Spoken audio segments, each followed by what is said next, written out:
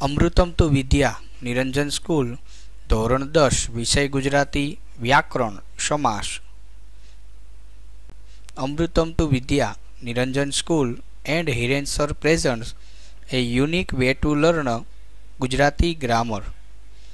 વિદ્યાર્થી મિત્રો, આપણે આગળના લેક્ચરમાં સમાસના પ્રકાર, સમાસની વ્યાખ્યા, પૂર્વપદ, ઉત્તરપદ, દ્વંદ્વ સમાસની વ્યાખ્યા, દ્વંદ્વ સમાસના ઉદાહરણોની સમજૂતી પ્રાપ્ત કરી, તત્પુરુષ સમાસની વ્યાખ્યા, તત્પુરુષના ઉદાહરણોની સમજૂતી પ્રાપ્ત કરી છે.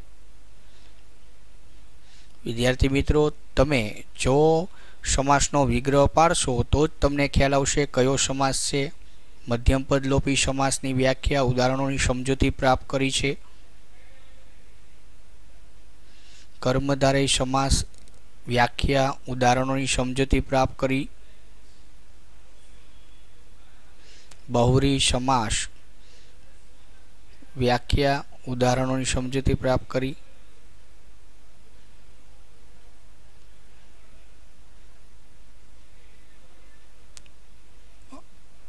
ઉપપદ સમાસ વ્યાખ્યા, ઉદાહરણોની સમજૂતી પ્રાપ્ત કરી.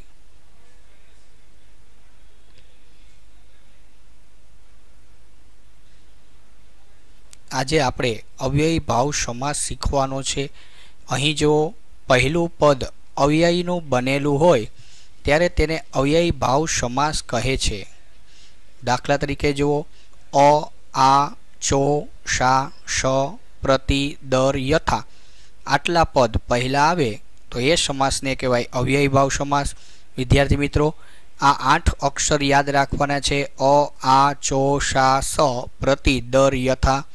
દાખલા તરીકે અવિરતમાં જો આગળ અ આવ્યો, અવિસ્મરણીયમાં અ, અખંડ, અમર્યાદ, અભેદ, અવિભાજ્ય, અજ્ઞાન આટલામાં જો અ આવ્યો. હવે આ વાળા ઉદાહરણ છે આ જન્મ, આજીવન, આ બાલવૃદ્ધ, આ મરણ, એમાં આ આવ્યો.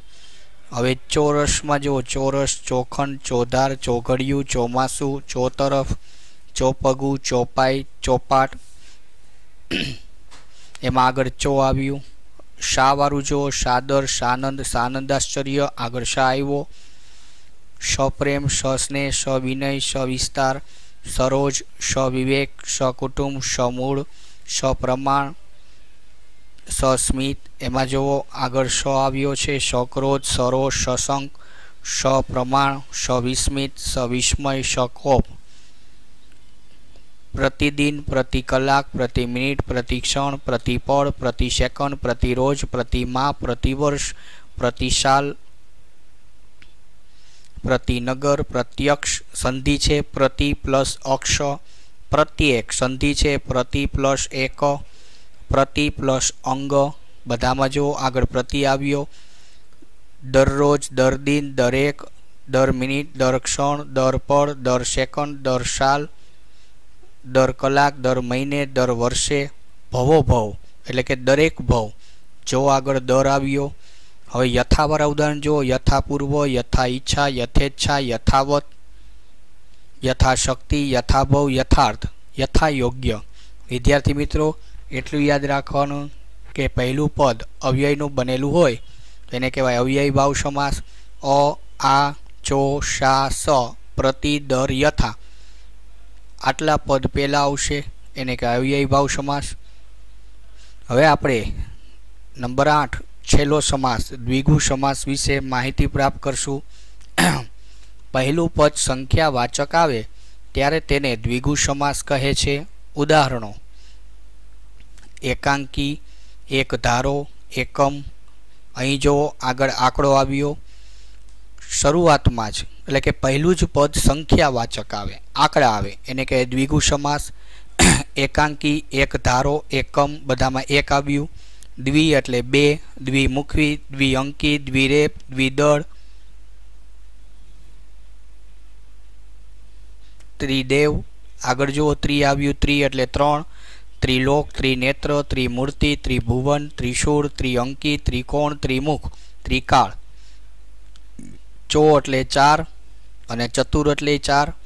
ચોમાસુ, ચોમેર, ચોતરફ, ચોપગું, ચોપાઈ, ચોપાટ, ચોઘડિયું, ચોધાર, ચોરસ, ચોખંડ, ચાતુર્માસ, ચતુર્ભુજ, ચો એટલે 4, ચતુર એટલે 4, પંચ એટલે 5, પંચતંત્ર, પંચતત્વ, પંચમુખી, પંચલોક, પંચામૃત, પંચોત્સવ, પંચનાથ, પંચાંગ, પંચરત્ન, પંચવટી, પંચરંગી.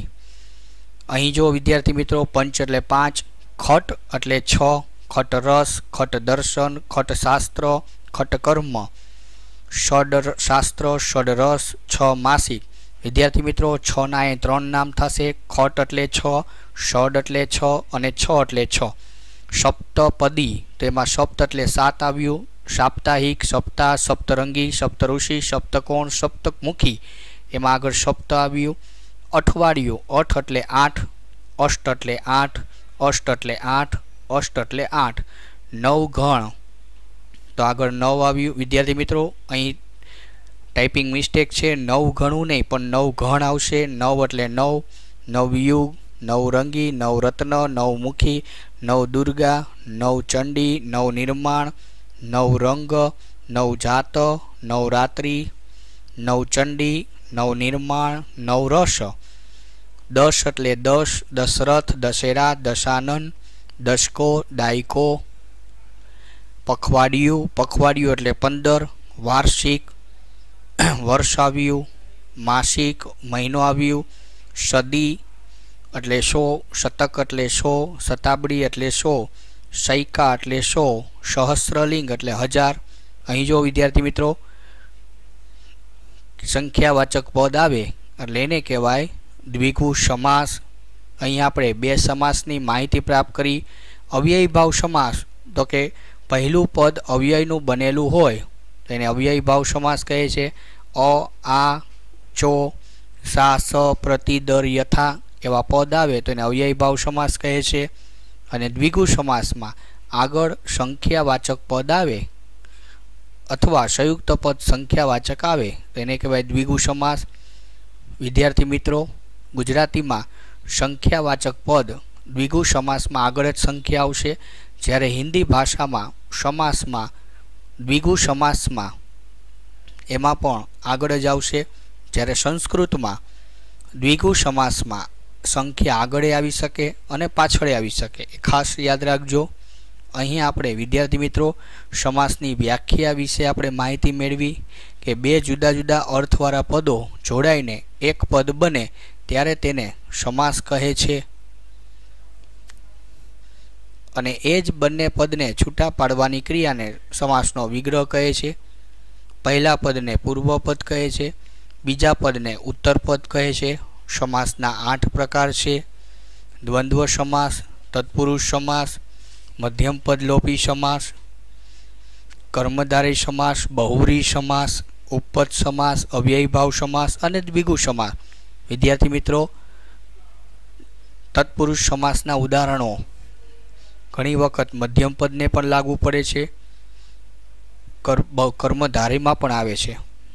કર્મધારયના ઘણા ઉદાહરણો બહુવ્રીહી સમાસને પણ લાગુ પડે છે અને અવ્યયી ભાવના ઉદાહરણો દ્વિગુને પણ લાગુ પડે છે. એટલે કેટલાક એવા ઉદાહરણો હોય છે કે એક કરતાં વધુ સમાસને લાગુ પડે છે. દાખલા તરીકે નવયુગ છે તો નવયુગ તો નવો એવો યુગ કર્મધારય સમાસ એ કહેવાય, કારણ કે યુગને નવો કીધો વિશેષણ. જે યુગ નવો છે તે તો બહુવ્રીહી સમાસ કહેવાય. અને નવયુગ તો આગળ 9 સંખ્યા આવ્યું એટલે એને દ્વિગુ સમાસ એ કહેવાય. તો નવયુગ 9 વાળું જે ઉદાહરણ આવશે, નવયુગ છે, નવરંગ છે, નવજાત છે, તો એને 3 સમાસ કહી શકો. કર્મધારય સમાસ પણ કહેવાય, બહુવ્રીહી સમાસ પણ કહેવાય અને દ્વિગુ સમાસ પણ કહેવાય. વિદ્યાર્થી મિત્રો જે ઉદાહરણો એકથી વધુ સમાસને લાગુ પડતા હોય, 2 થી વધુ, તો ખાસ ત્યાં અંડરલાઇન કરવી, યાદ રાખવું, નોંધ કરવી, જેથી કરીને ક્યાંય પ્રશ્ન ઉદ્ભવે નહીં. અહીં આપણે સમાસ વિશે સરળ સમજૂતી પ્રાપ્ત કરી. હવે પછીના લેક્ચરમાં આપણે આવા જ એક વ્યાકરણના મુદ્દા સાથે ફરી પાછા મળશું. નમસ્કાર.